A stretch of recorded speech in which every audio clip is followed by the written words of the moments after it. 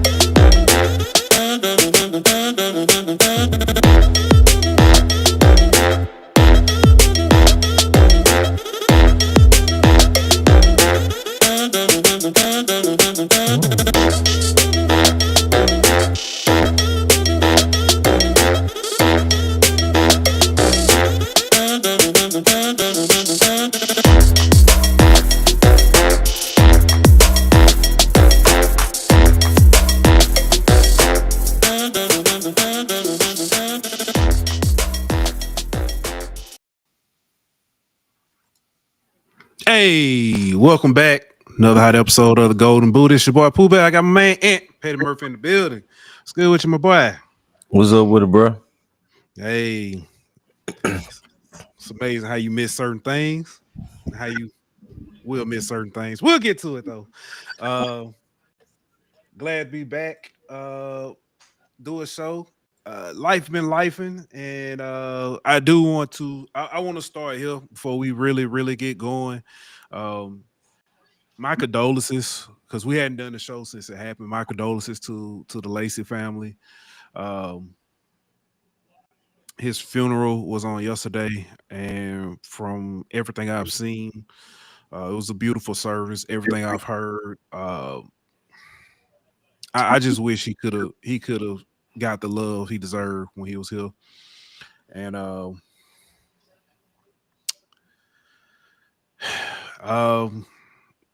I wish a lot of stuff that has come out as of late would have came out before, because it could have changed some things. But yeah, that's where I'm at with it, man.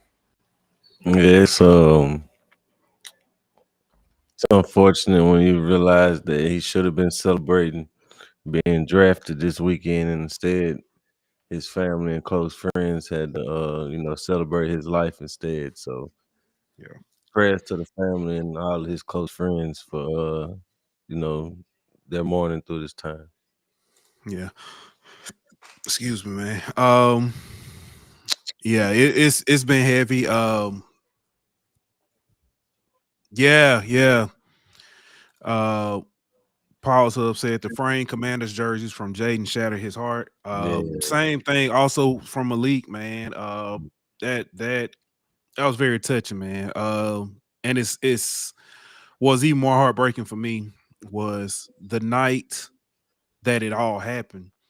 Jaden was at Ayuk's wedding, dancing and just celebrating, and I knew he had no idea, what had transpired or what was going to transpire, because you could see him just so happy and celebratory and stuff. And then when it all happened, just man, just to see the mothers of all those players speak out, and the players really kind of hadn't said much other than, showing love. But yeah. and even yeah, go ahead. I'm sorry. What got me was Coach Hankton speaking at the funeral.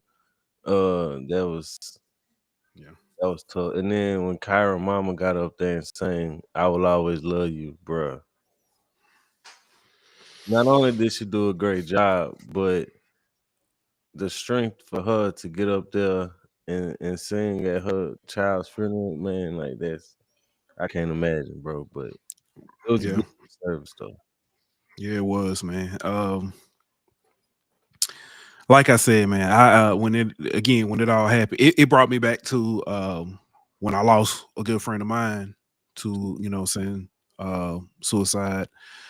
And I had to reach out to basically the mother of his child and told her, that, hey, I hate that I haven't, been there to see the child as much and stuff. I said, but just even seeing him hurts me.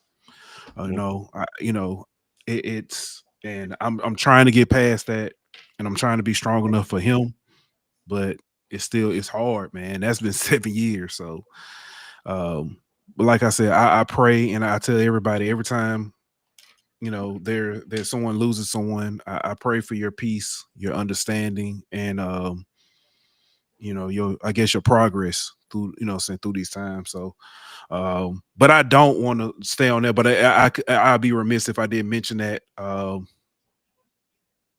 long live too.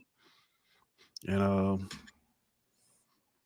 yeah, we can move forward with that. But yeah. Um there was a draft this weekend, and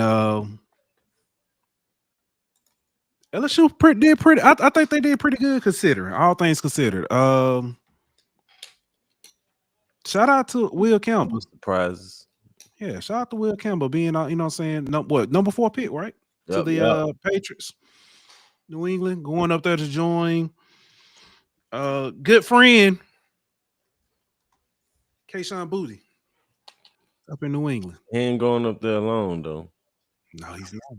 He's not. Uh, I forgot who is Winston going. went up there too. Swinson, there you go. Shout out to them.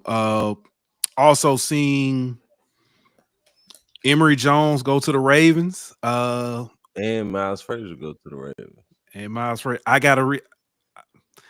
It's funny when it happened. I told Dylan, I said, we gotta call Pawpaw, tell him so we can reach out to T and tell T, so make sure you take care of our boys, man. So but yeah, man, it was big, seeing those guys go there. Mason Taylor.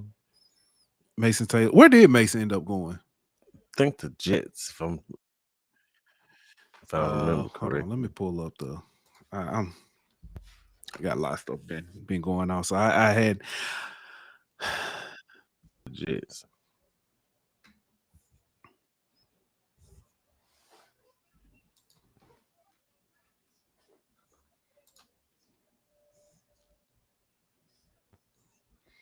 trying to see who else.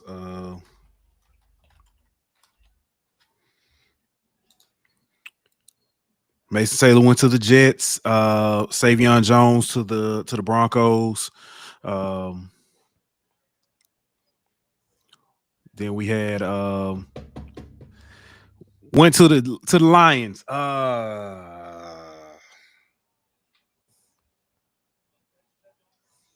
Who was it went to the Lions?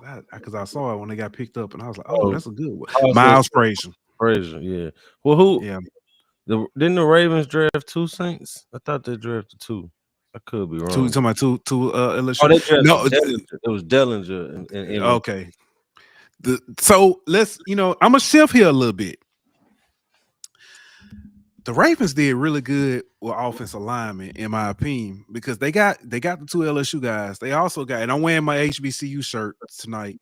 They also drafted my guy Carson Vincent from Alabama A&M, who we had when we talked about him on the show. Had Coach G, we had Zach, and they talked about it. If he had any other helmet, he probably would have been drafted a lot earlier. Yeah. So, yeah, definitely, man. Good to see those guys drafted. But the story of the draft. Oh, also before we move on, shout out to TCU's Jack Bish. Yeah. Getting picked up by the Raiders going to Oakland. So I think that might be a good fit for him. Yeah, I think it is too. Yeah, I like that pick for them. I like him being there. He's I think he'll be a good compliment to with Geno Smith, also over there with You got Brock Bowers over there too.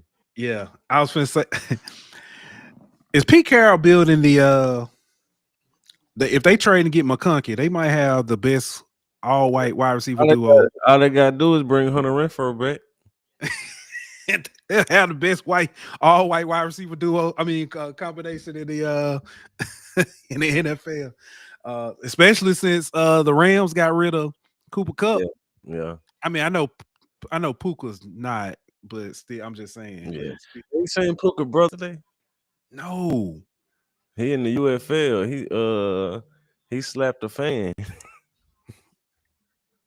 yeah, he finna get arrested. He going to jail. You can't do that at UFL. Wow. What's good, Tony? Boy,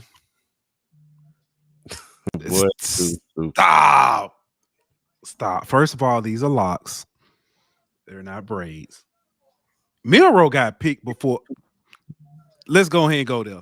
But I don't understand it though. Story of the draft. Here we go. Listen, I haven't seen a slide this big since they shut down what they got, which I had the Blue Lagoon, Blue Bayou down there. I ain't seen a slide that large in so long.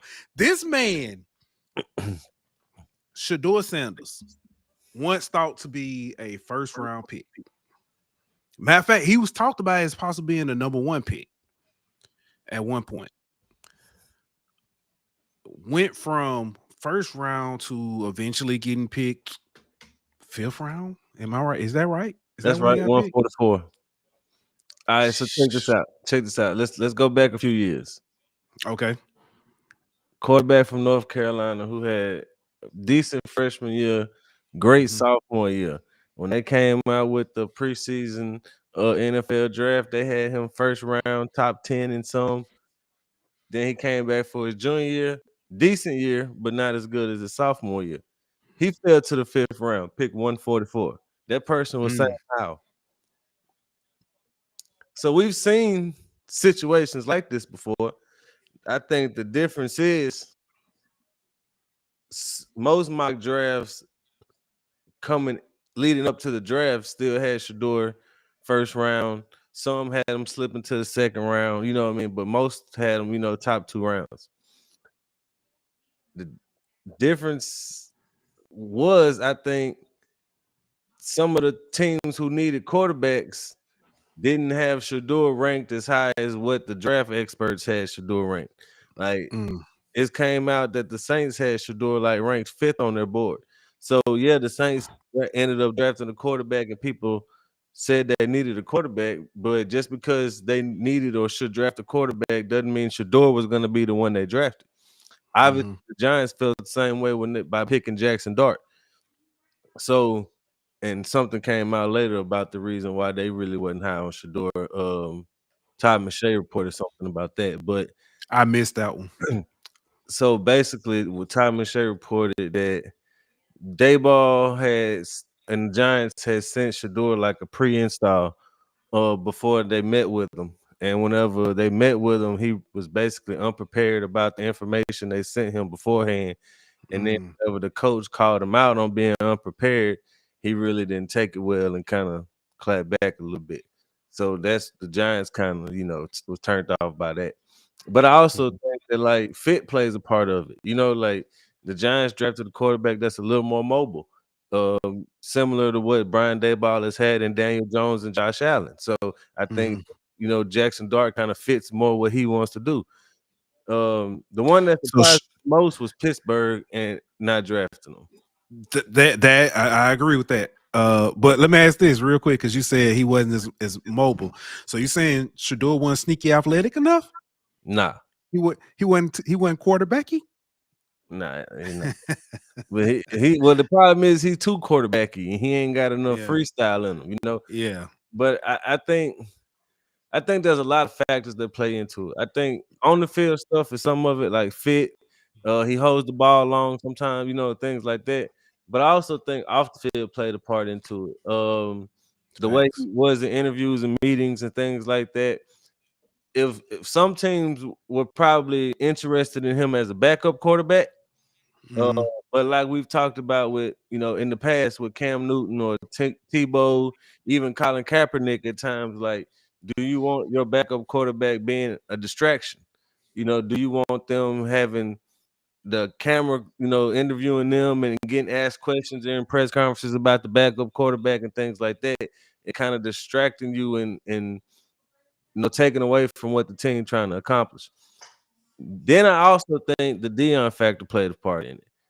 I think that played a major factor. Not only do you have Deion as dad, you have Deion as agent. So you have to deal with Deion. And then there's also the possibility of Deion coming out in his press conferences and creating headlines that the GM or the head coach has to answer about whatever Deion said. So if you're a franchise, do you want to deal with that? Then I think the factor of the head coach having to deal and the GM possibly having to deal with pressure from the fans of firing the head coach and hiring Deion to replace the head coach. You know what I mean? Like, do you want to have to deal with all of that? So I think there's a bunch of different things that factored into it.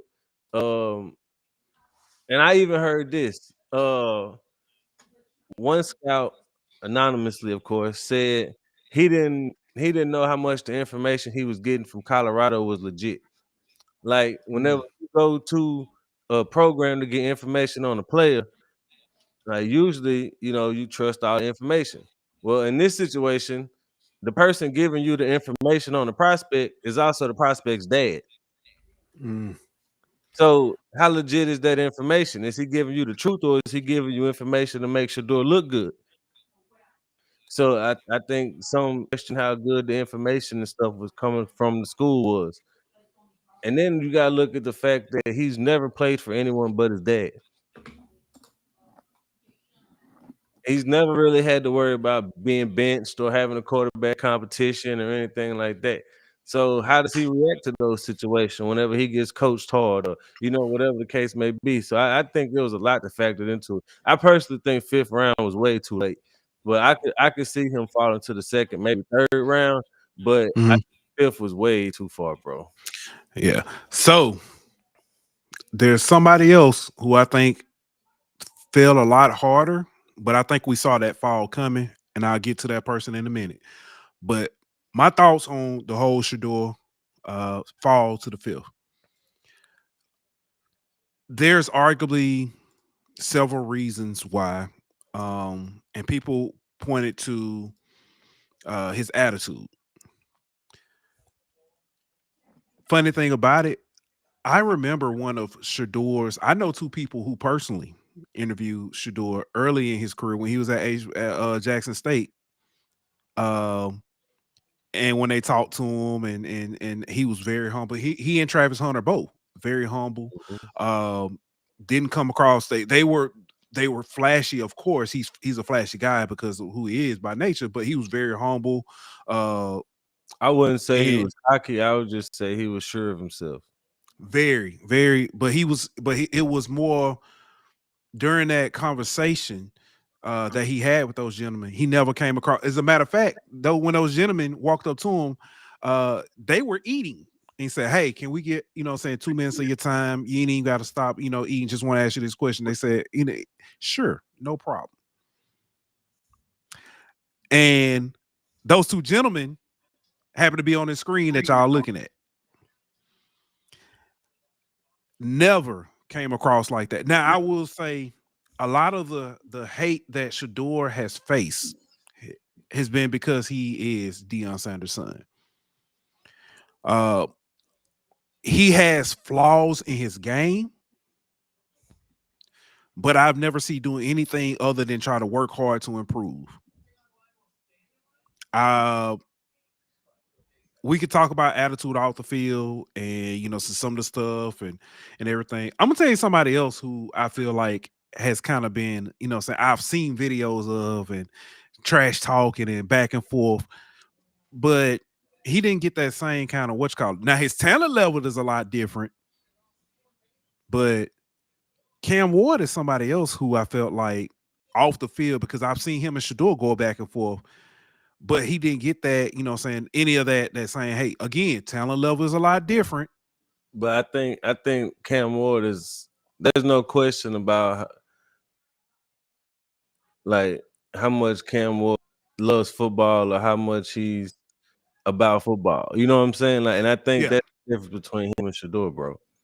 Yeah. No. And And listen, I'm not saying that Shedeur ain't about football, but yeah. like with the videos that came out when they was working out this summer, Shedeur like, let's go make a song together. Cam Ward like, I play football, bro. You know what I'm saying? Like, you don't have to worry about things like that with Cam Ward like you do with Shedeur. Yeah. It's like I said, man. I get it. I see it. I understand some stuff. I think a lot of it was unfair, unwarranted. But I do understand, as you stated, some of the concerns. He's had one football coach. As a matter of fact, Dion had surgery and was out, and Shedeur was like, "Dad, I need you," and Dion came back early. So it's there. I mean, that's a legit concern. At this point, though, only thing he can do is show his humility and go out there and prove himself. And honestly, he's in a position. He's at Cleveland, who also drafted Dylan Gabriel. A lot of quarterbacks over there. Yeah, but honestly, man, they don't have anybody over there who I'm looking at. I'm like, that's for sure the guy. No, they don't. So They don't. He got a good. He went to an opportunity to somewhere where he could play for sure. But my question is, how much of a rope are they gonna give him, considering he's a 5th round pick? You see, it ain't like he a person. Oh yeah, where they gonna give him chance after chance after chance.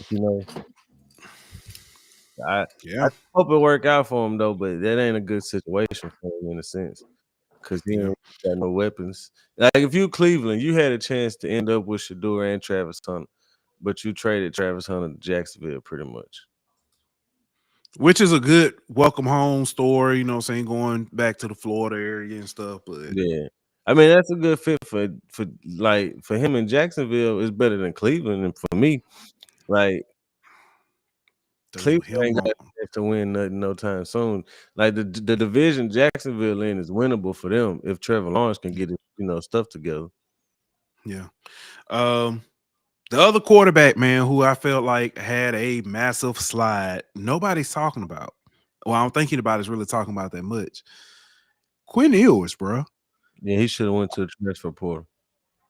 He should have went to the transfer portal. Instead, he went 7th round to the Dolphins. The good thing for him is he might play because Tua gonna get hurt. Oh yeah, most definitely. And I shouldn't say it like that. If history repeats itself, Tua is definitely, going to miss a game or two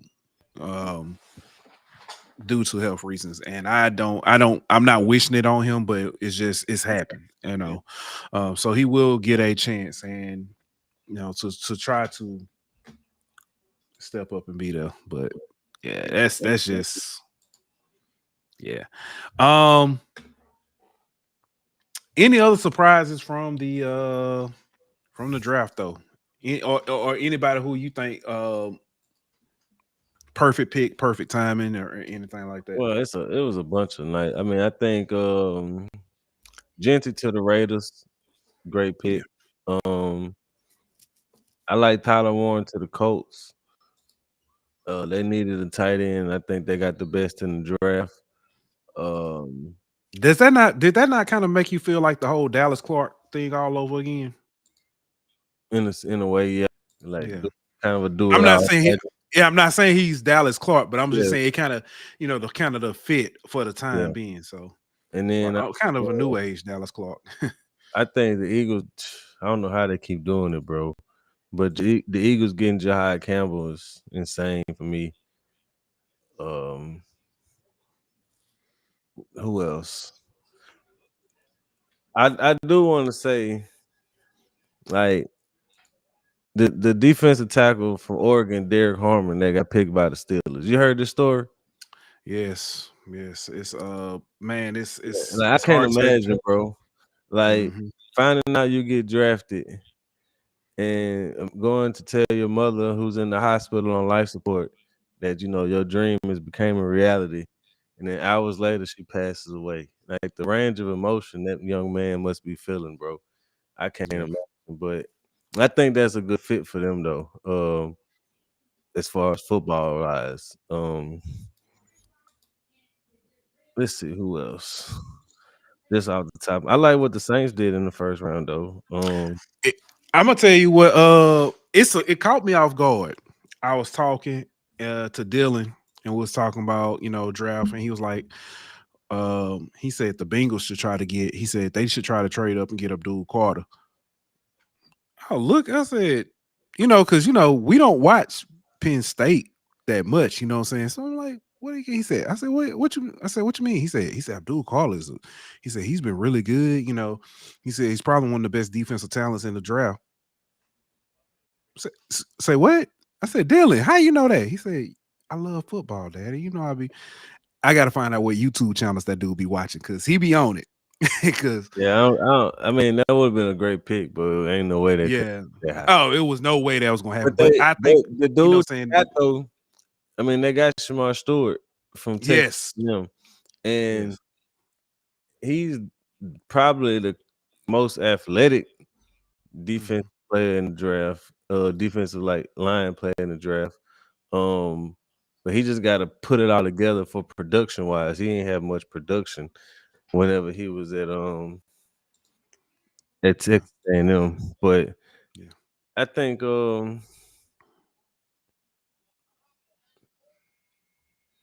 I think the Saints division had good draft. Unfortunately for them, Mhm. Yeah. everybody in the division kind of had a good draft. Speaking of, let's talk about the Saints real quick. The Saints draft. I personally, I like the pick at the first pick. Yeah. I know a lot of people aren't, a lot of Saints fans didn't like it because it wasn't a sexy name. It wasn't a skills player or anything. It was, say offensive line, but you got one of the best offensive linemen in the game in Kevin Banks. And I think it's that and the fact that we've spent so much draft capital on offensive line. You know what I mean? Like, Or in the trenches, period. So yeah, but definitely, especially, I mean, going back since what 17, you've had 5 first round picks on the offensive line: Ramchick, Penning, Ruiz, Fuaga, and now Kevin Banks, and then also a second round pick in McCoy. So it's just you spend a lot of capital in the offensive line, and I think some fans want you to kind of start spending some of that draft capital other places. But I mean, if you look at the way the Saints offensive line played last year, I don't see how you could say the offensive line wasn't a need. Now you can no, definitely, now you can definitely, yeah. you can put Banks at left tackle, Fuaga at right tackle, and have your bookend tackles, and then you can either move Penning to try to move him to guard or make him the swing tackle. But whatever you do, you got an improvement on your offensive line by drafting Kevin Banks. So I don't Then see the a Saints, real problem with that. who did they get in free agency? Former LSU. Didn't they get a former Will LSU Clapp, lineman in free? Will Clapp brought him back. Okay. yeah. So, I'm cool with what the Saints did in the draft, except for the quarterback. Like, Tyler Shaw. yeah, well, I'm cool with Shook if they want. If that's Is Shuck. I'm sorry. Yeah. yeah, I'm cool with him if that's Killer Moore guy. I just don't feel like you had to get him in the second round. I feel like he could have been there in the third, maybe fourth round. But it is what it is. Bo Davis got his guy, defensive tackle out of Texas. Uh, the safety we got from Virginia was like all conference in the ACC. Linebacker from Oklahoma was a dog. I mean, we saw that in the SEC this year. The cornerback from Louisville, pretty good. The running back from Kansas was a mug. He was a dog. Evan Neal, that dude was a monster. And then we got some late flyers that might pan out, might not, but good athletes either way. So I'm cool with the draft. I just feel like you could have got shook later on. I personally, we talked about this. I talked about it in the group chats.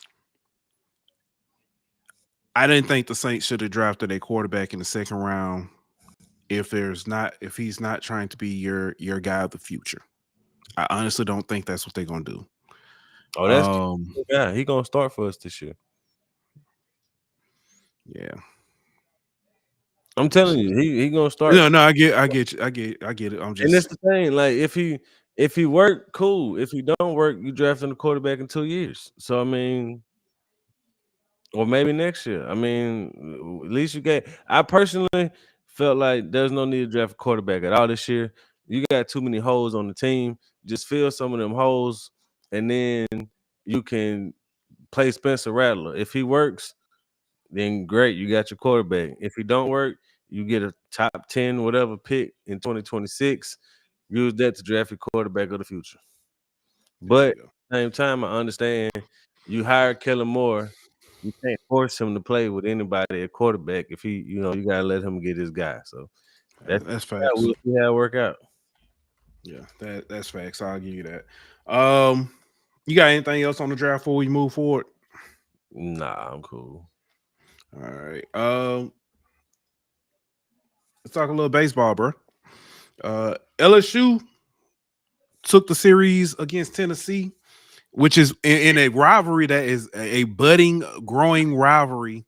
I'm gonna tell you, I honestly, it was so much going on like this weekend, bro. Like Friday night, I completely forgot about LSU baseball until I woke up Saturday morning and saw what had happened at 1:15 in the morning. Well, see, I forgot the game was like I forgot about the game. Then we got in spaces, and the game was still on because of the delay.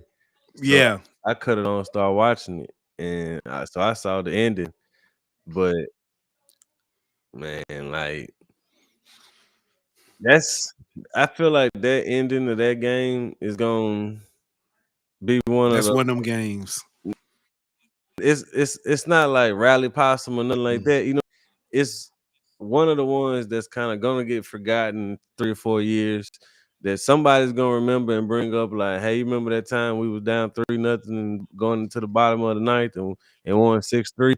Like with the little dude getting tossed out, you know what I mean? All that kind of stuff in the bottom of the ninth or whatever. Like they call it the rally tossum or whatever. Like, but I think that's just one of the games that adds to the legend of Alex Box.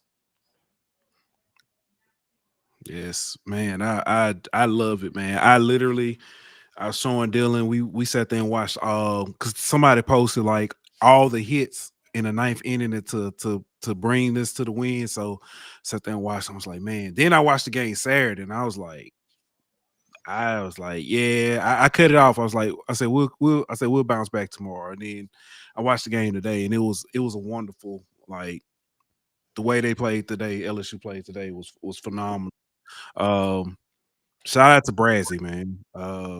Braswell had a great weekend to get back in the swing of things. Milam, The Marlins had a good weekend. Curiel to open the game, not to open the game, but to open for opening that bat for LSU.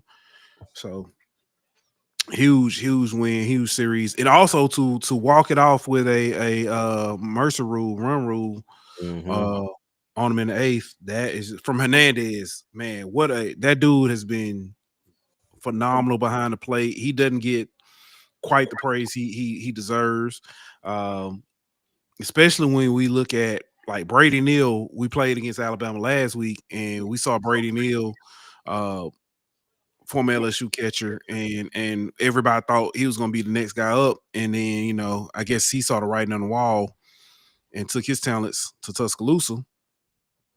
He had a pretty good weekend last weekend for Alabama. And then we see Hernandez come up this week and just show out. So it was huge to see that.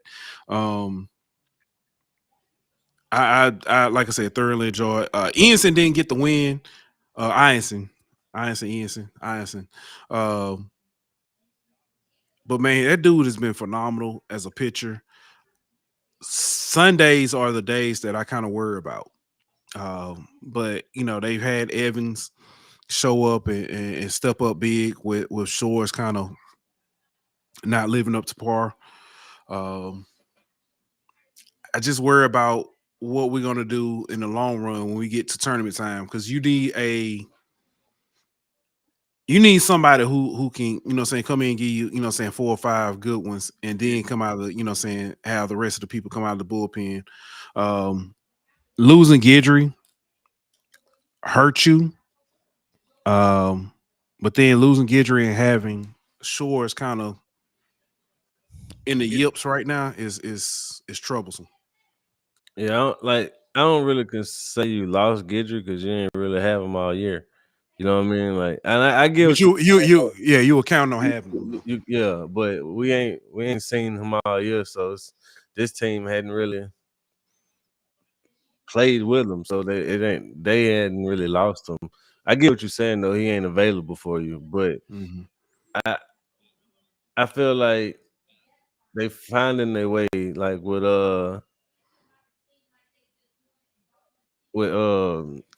Cowan and them. I mean, not Cowan, Evans and them. Like Case and Evans, yeah. Yeah, I feel like they kind of starting to figure out who they guys are, and who they can go to in what moments, and who really reliable. And so, as long as they got that figured out going into postseason play, I think they'll be all right. Yeah. Looking back at it, because we talked about it before, that series loss to Texas don't look as bad now. But that Auburn sweep Auburn's still a really good team. I forget what they rank, but that's sweet. You had to win at least one of them, man. I think that's the biggest blemish on your record. I know people are going to look at the midweek loss to you get run ruled by Northwestern State. It's not a big deal.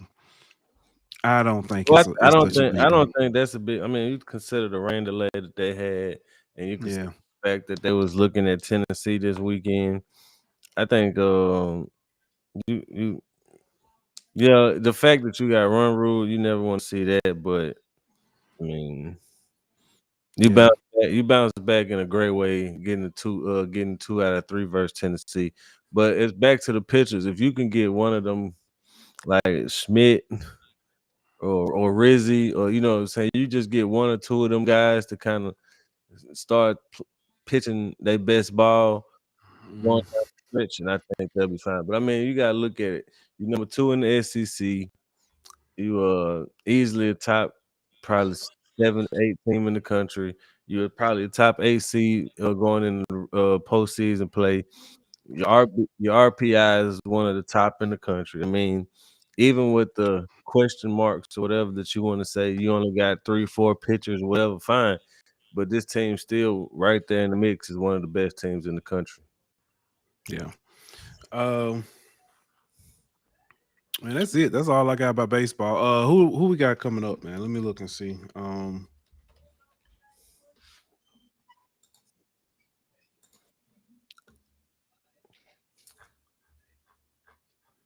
Yeah, I know we had a gauntlet. Southeastern, then we got Texas A&M in college. Go to College Station to.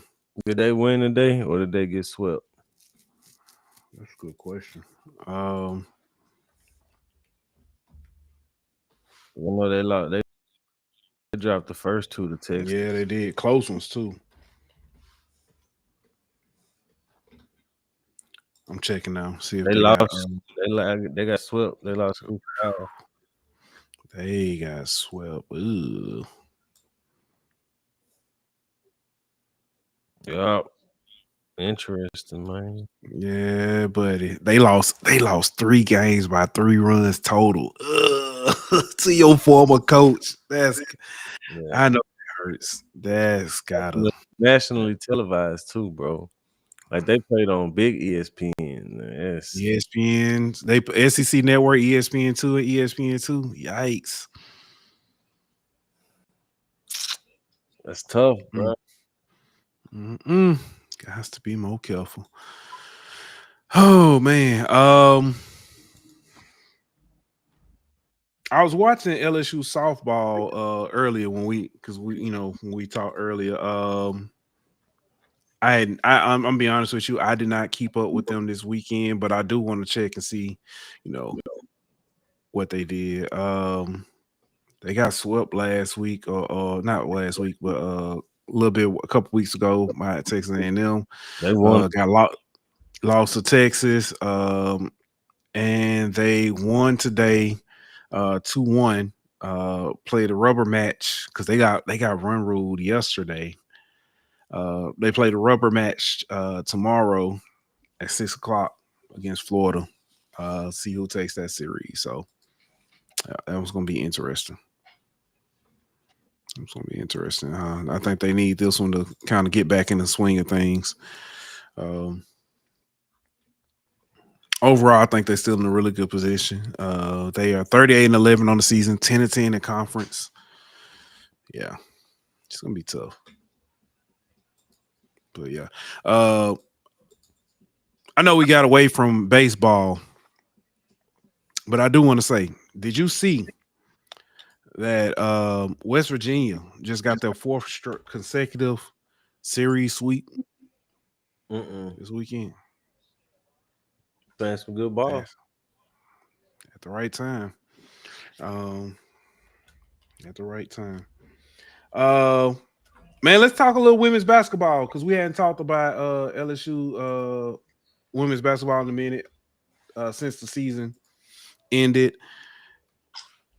LSU is got a big commitment with Malaysia Fawali joining the team, committing to LSU. There are rumors out there that LSU has a silent commit from somebody else. But nothing's been confirmed. It was reported. I don't believe it. Yeah. I don't think. I ain't gonna say it. No, man. Go ahead. Yeah. I'm just saying what the people be saying. That's all I'm saying. I feel.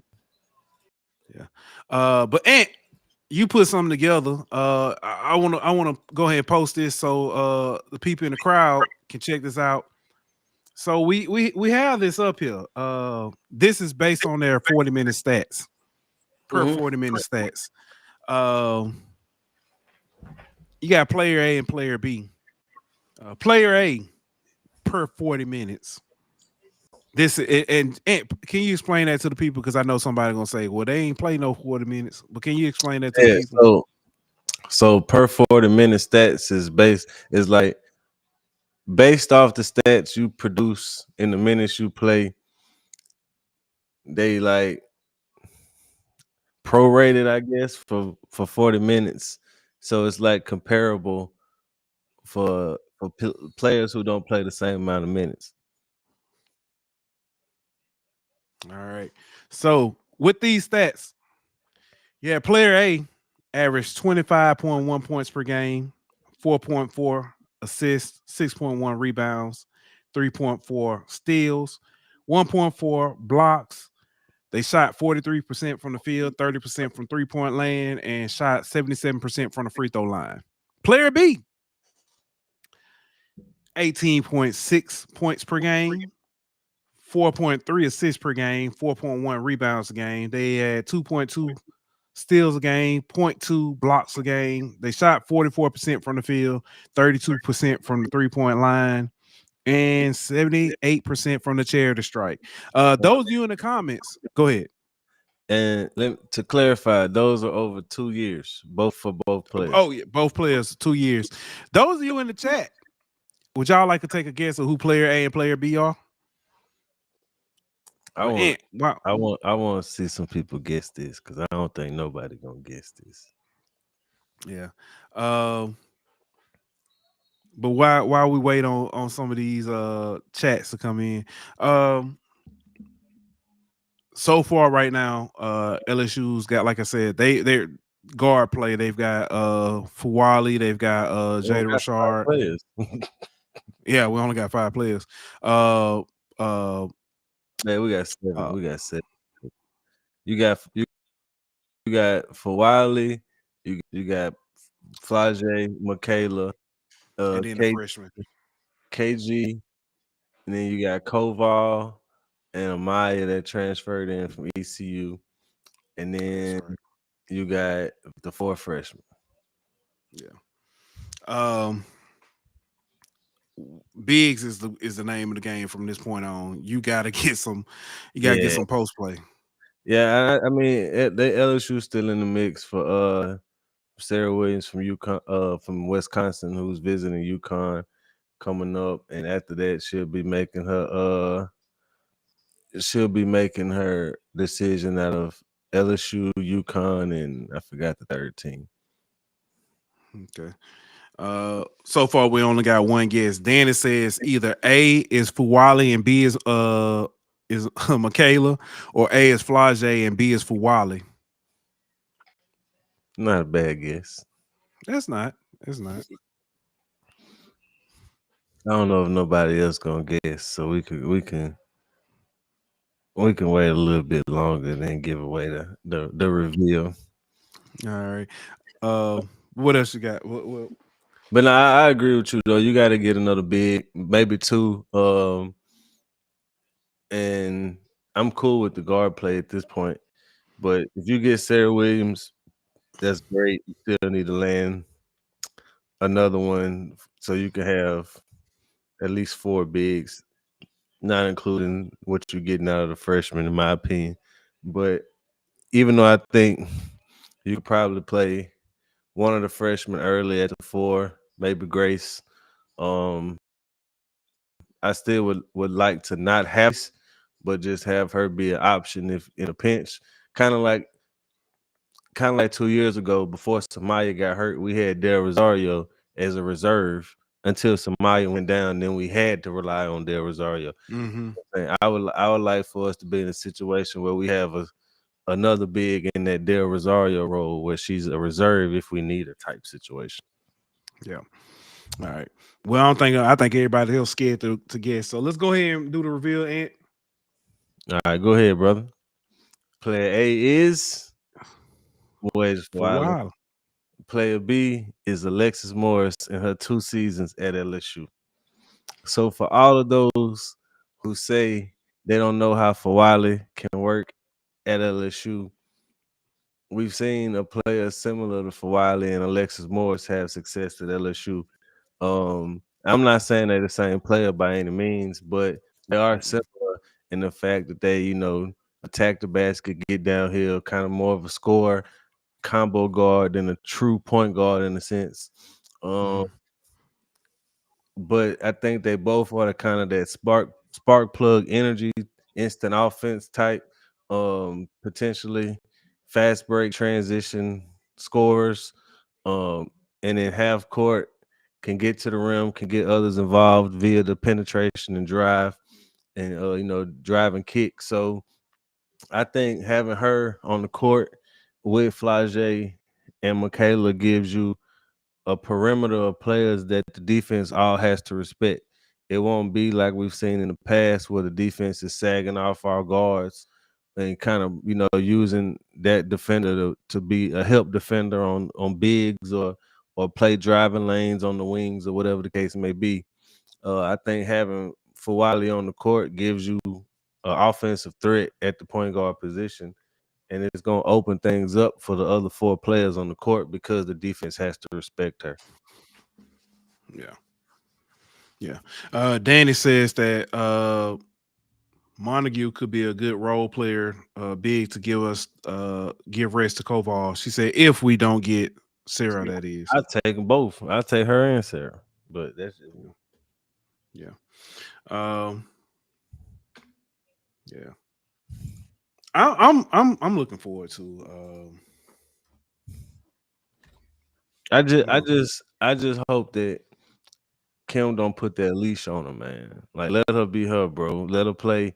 If she turned the ball over once, she turned the ball over once. But I do think she gonna play defense, which is gonna help her get a little bit of extension on that leash. You know, 'cause she'll make up for that turnover by getting a steal on the other end or something. Yeah. um, if I'm not mistaken, WNBA training camp opens tomorrow. If I'm not mistaken. Mm-hmm. I think some of them might have already opened.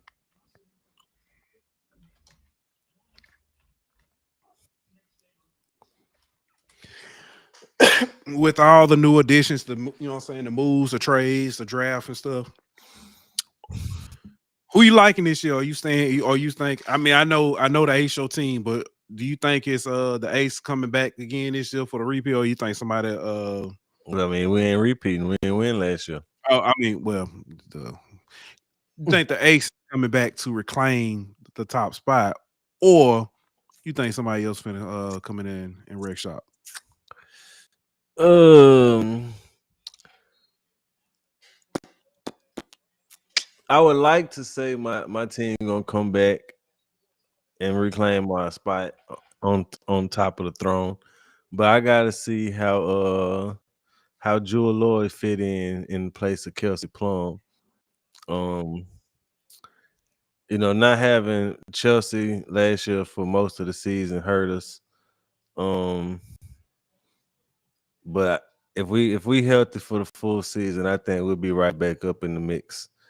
I think the Liberty's still gonna be up there. You know, Minnesota still gonna be up there. Um, believe it or not, I like what the Fever did. Um, I think getting Dewana Bonner Mhm. to go along with uh Boston and inside. They kind of fit well off each other. Bonner more of a perimeter player, with Boston kind of handling the post. And then they added a backup big in the Howard. They got still got a couple players in the perimeter with Caitlin. So I think the Sparks, Cameron Brink come back healthy with Rakia, Kelsey Plum, Dearica Hamby. I think they got a nice little rotation. But we'll see. I think like I like what the Dream did a lot, attacking and getting a lot of bigs. Um, that's what they needed, and they got a lot bringing them in. So, and I'm interested to see what happens in Phoenix because they got a lot going on out there. They got talent out the ass, but they got a lot going on over there, bro. I mean, they got Satu over there. You know, they still got Copper. Um, they added Alyssa Thomas. Like they got talent, That's yeah. but I don't know how all that's gonna work together, bro. Like it's gonna be interesting to see. I'm interested. You didn't say them, and I realized why they aren't up there anymore. I was interested in the Connecticut Sun, because I thought Morrow. I was like, oh, Morris was just gonna add to what I'm saying what they had, but they gave up so much or They lost. gave You up know what I'm everything. saying? They don't have Yeah, nothing. yeah. With Elisa Thomas leaving and stuff, I was like, yeah, Alyssa and the want to live, bro. That's yeah, yeah. And then they became the Chicago Sky and then 2.0 because Diamond the Shields, Marina Mabry, Lindsay Allen, all of them are now in Connecticut. And it's like, and Dejanay Carrington left too. So I mean, they ain't got nobody. yeah. Yep. But I'm kind of interested in Chicago. I don't think they can win a title or nothing, but That I, boy Adrian. I want to see the development. Um, I want because they young, bro. They got a lot of youth on their team, and they got a coach known for being a developmental coach. So I want to see how they progress as the season goes on. But to me, the most fun team to watch is going to be Dallas. Paige and Yeah. man, Paige and Yeah. Aretha gonna be fun to watch, bro. Yeah. I agree. Man, you got anything else before we get ready to get up out of here? We before we make our announcement. Do I got anything else?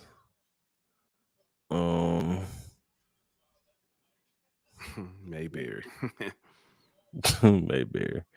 Do I got anything else? We ain't talking about the transfer portal get that the football team got. Let's talk about it. I sure did, and I forgot that. Defensive tackle from what is it? UCF, USF. I'm sorry. Yeah. Bernard Gooden.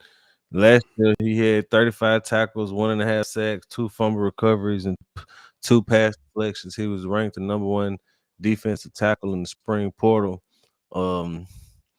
Huge get by Kyle Williams and staff over there at LSU. Obviously, we know how big of a need defensive tackle was last year. And we seen LSU 4 defensive tackles at the high school recruiting class. So they invested some resources in that position. But I guess they felt like they needed somebody who could come in and kind of help contribute immediately. Well, they also lost somebody too. They lost freshman Dylan Battle transferred out. Yeah, but they was looking at bringing Gooden in before Dylan hit the portal. So, but yeah, also they looking at AJ Halsey from Houston, bringing him in at safety. I think right now he's visiting Miami. Yeah, Miami. Yeah. AJ Halsey is a dog. I've been telling everybody, man. Yeah, Adrian, we're not gonna talk about what Mickey doing right now. We're gonna leave that alone right now. I got enough Mickeys I'm mad at. Mickey Loomis already. We working on him right now. I'll get to Joseph in a minute. Oh man, what's up with the Lakers, man? Oh my God, I knew I was gonna listen. They had some close ones. Today was it was. I'm being honest with you. Age is catching up, and they have it, which is crazy because they're a younger team, but pretty. I mean, but you're still one of your top guy or the person who's been carrying the team most of the season is 40. Yeah, I think JJ lost the game for y'all today. Yeah. Shout out to Orlando putting up a little fight against Boston. They lost tonight though. Yeah, they lost tonight. Bad. They lost bad. All right, man. I guess it's time now. I guess we can end on it. Yeah. We've been telling y'all that there's you know what I'm saying, we've been hearing that things are changing, it's a change coming. Had a big announcement.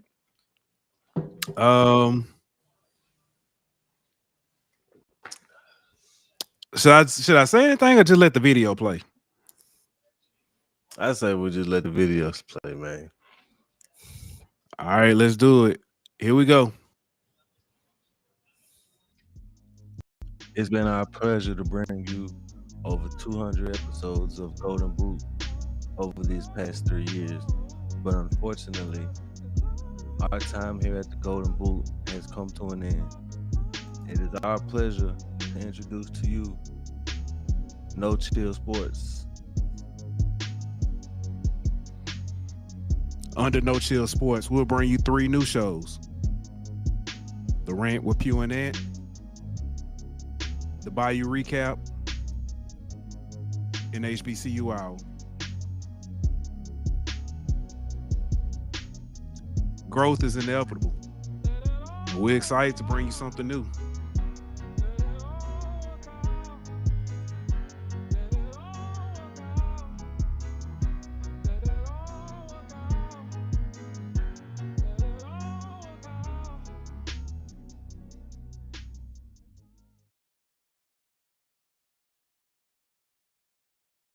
Hey, so with that being said, tonight is the last time you'll see the Golden Boot, at least live. You can go back and watch all the replays you want, but moving on, man. It's been real. I've enjoyed it. I guess we can end on this. I was going to say that's what I was going to end on. Top 5 favorite moments from the Golden Boot. Wow.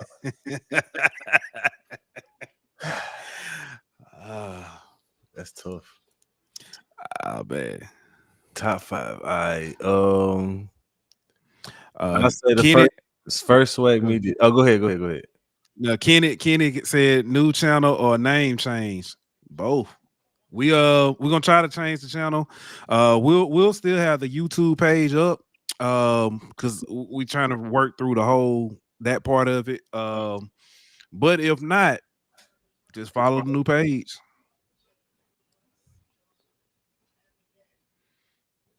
Oh nah, no, nah, oh, nah, not at all. not at all. Y'all don't want that. Now I will say this, Danny. Now I will say this because you know, with the rant, one thing about this, the shows will be shorter. We'll put out more shows. We may not necessarily always have a live show for some of the shows, but we'll always have content coming to you. We'll be able to separate the LSU stuff from just when we're talking about all sports, all saying around the nation. Or we talking about just Louisiana. HBC hour is always going to be HBCU hour.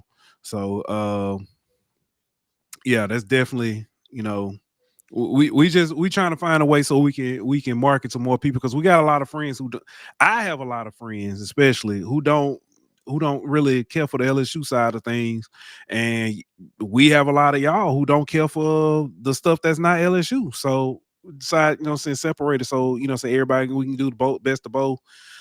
We spread that. So oh, that's true. That's true. Paul says that the rant could easily be compilations of heated Twitter exchanges. That's true. That's true. But yeah, man, it's gonna be fun, man. We got a lot of stuff lined up that we working on. So y'all just be on the lookout. We appreciate all the support and everything.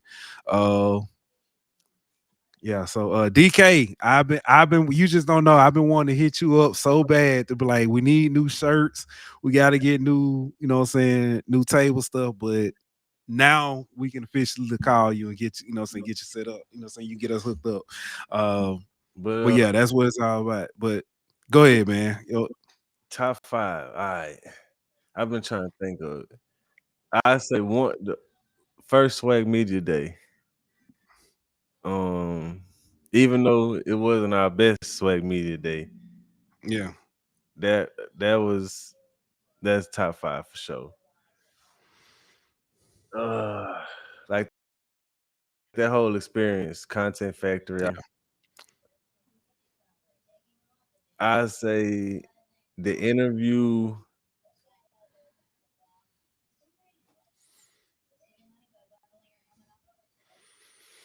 So many of them, dog. Mm-hmm.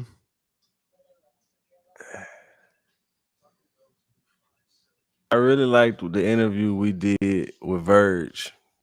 That's it. That's my top. That's in my top 5. That definitely is gonna say that one. Yeah. Go ahead. Yeah. Verge interview for sure. The interview we did with the mental health guy. I think his name Brandon Sayho. Yeah, Brandon Sayho. That's right. I don't know where I got Andrew from. Which is now that we got the rant, we can have a lot more of those interviews and a lot more of that stuff and put that out. So talk to a lot more teams too. Yeah, them 3.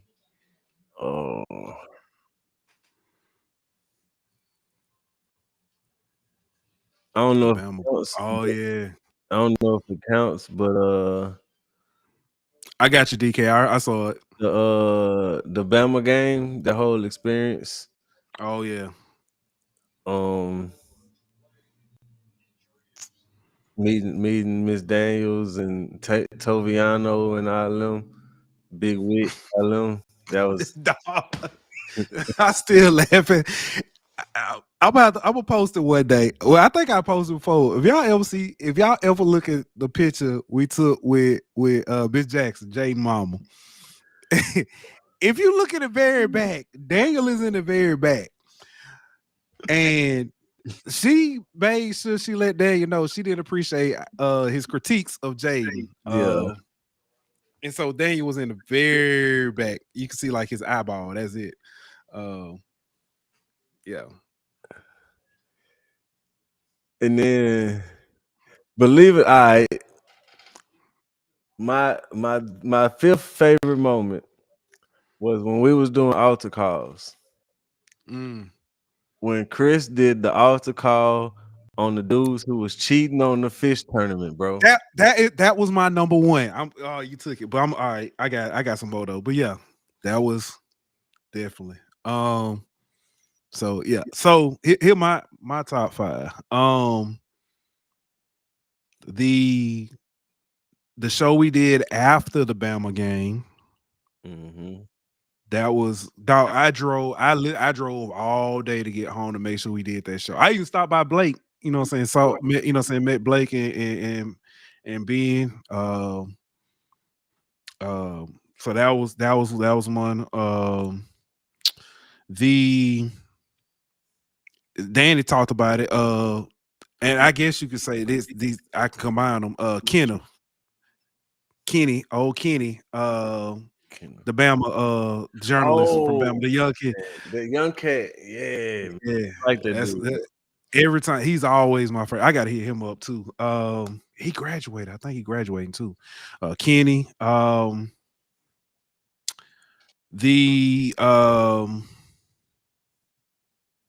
What else was on there? You talked about the Chris. The first time we had Preston on, that was the first time we went live too. Mm-hmm. That was fun. This Mike Scarborough, having Mike Scarborough on, that was fun. That was one of my favorites. And I think my favorite, the first time we had Carter on when I used to do the show in the garage, and they opened the garage during the show, and Carter said, "What is that, a velociraptor?" Yeah. Hey, I remember before I had the background when Carter was like, that looked like he getting kidnapped over there. Blink twice if you need us to come save. Yeah, those was my favorites. But yeah, man, that's it. But yeah, we like I said, we changing up, man. We still gonna be covering LSU, but you can find all the LSU stuff in one place. You can find all the, you know what I'm saying, if you want to talk just sports in general, it'll be all in one place. And of course, HBCU, we just, you know what I'm saying, refresh the logo so it can be separate. Because a lot of people, we go to media day, they be like, are you the Golden Boot or are you HBCU or what's the deal? So now, you know what I'm saying, we got three of those, one umbrella. Yep. So that's it, man. Got some work to do, man. I got to change up some of these intros and outros and some of these, you know what I'm saying, the stuff, man. So go ahead and take this down for the last time. Appreciate y'all for tuning in. The Golden Boot. Thank y'all for tuning in, for rocking with us, and like that. You can find the Golden Boot podcast on YouTube at Golden Boot. On Twitter at Golden Boot. On Instagram at Golden Boot. On Facebook at the Golden Boot Pod. On TikTok at Golden Boot. Or listen on all streaming platforms. Golden Boot!